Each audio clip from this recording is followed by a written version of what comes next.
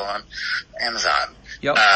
So I say that is probably my default. You know, I think like anyone of the mind of like, well, yeah, I'd rather, if it's on Netflix, I'd rather get it through my Netflix subscription than be buying it episode by episode on Apple or Amazon. So that's typically, but then sometimes, you know, I think some of this, oftentimes these brands get lumped into the sort of zeitgeist of it. So it's like, oh, there's this new Netflix thing. Yep. You know, and so I think you go into it with the association. It's like, oh yeah, that's a Netflix show. Oh, there's this new amazing thing on Hulu. So you go into that association. Yep. So yeah. Do you use the platforms differently in that sense at all? Like, some people seem to think of Hulu as like TV only.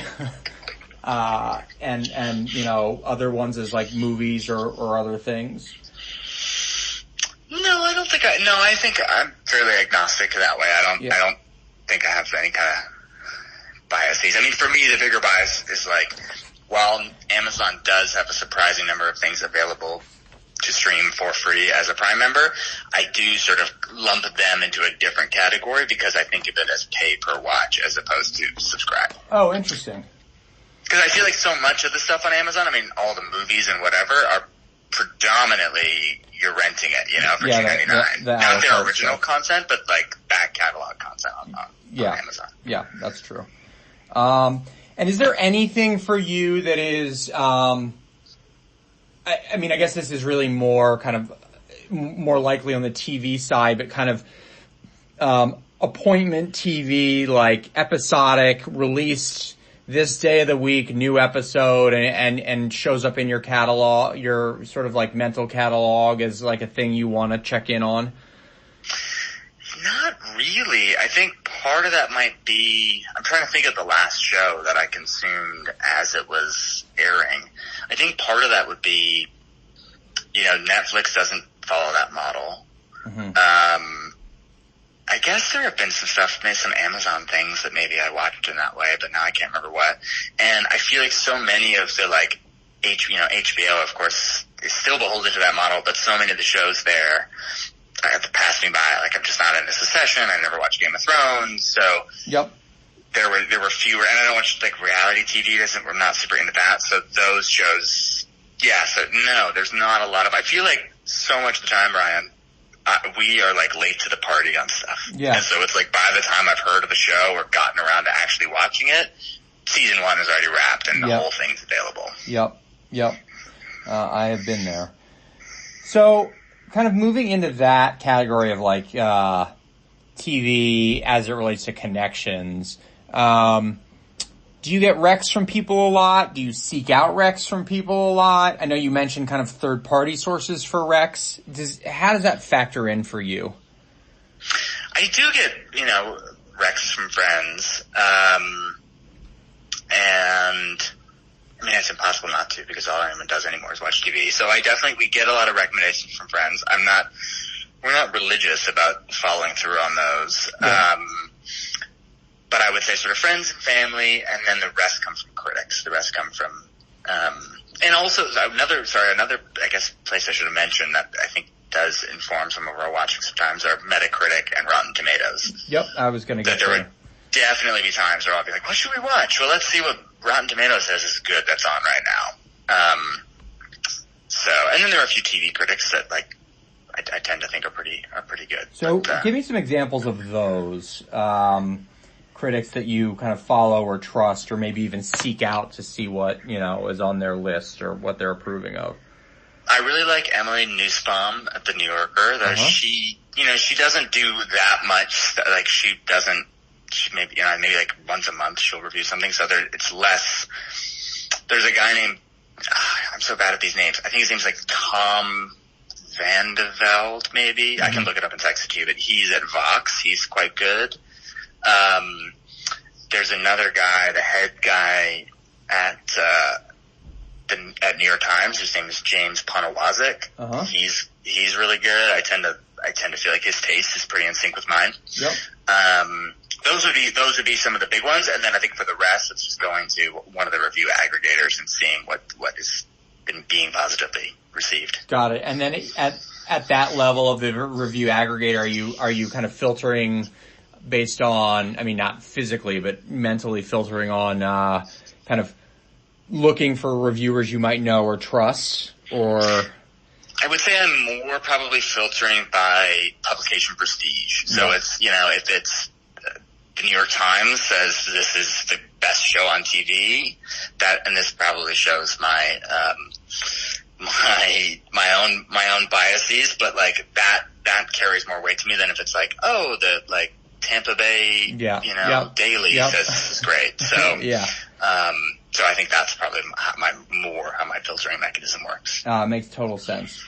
And how are you,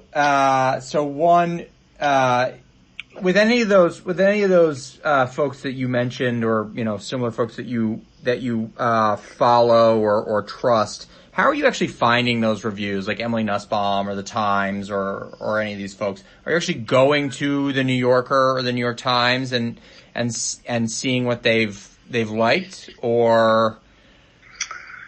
Yeah, I think a combination of, I try to read a couple of papers, not the whole thing, but I check the news every morning, and so typically I will, if with enough time, make it to the arts and culture section, and certainly on the weekends try to read that stuff too, and so we'll find them that way.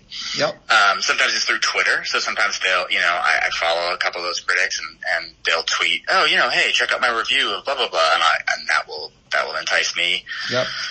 And sometimes, I feel like there was another, one thing I would say is a fair number of publications during the pandemic launched these kind of, what to watch while you're stuck at home this weekend kind of series that were, and they often were sort of more like super easy to digest, as opposed to an Emily Nussbaum review is great, but it can be 2,000 words, and this would be like a paragraph of if you're in the mood if you like blah, you'll love this. Yeah, for sure. Those have been helpful too. For sure.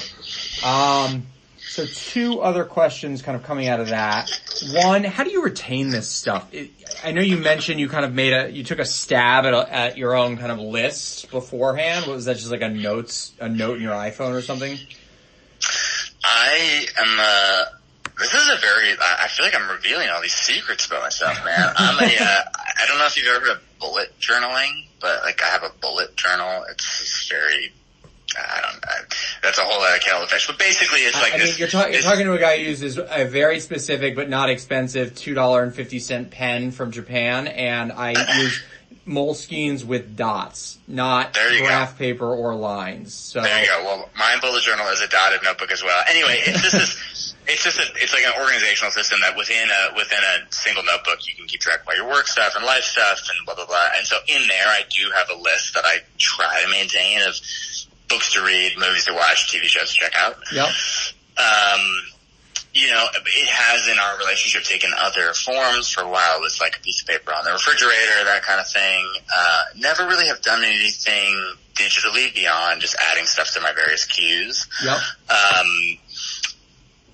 Occasionally if there is a review that stands out to me, I use this app called Pocket, which is basically a bookmarking app. So sometimes I'll be Pocket.com, yeah. Exactly, yeah. Sometimes that seems like a really great show or a really cool review. I want to share that with Kirkley, my partner, or I want to come back and finish reading it later. So I'll pocket it and kind of go back and be like, what was that show that I was into?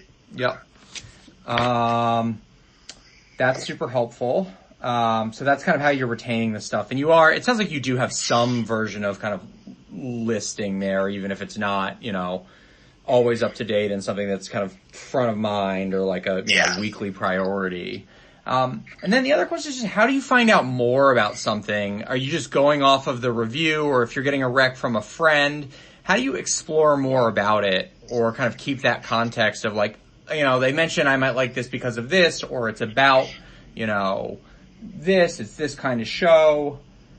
What do you do to kind of learn more about it, or do you think that you generally are able to retain that, remember it on your own?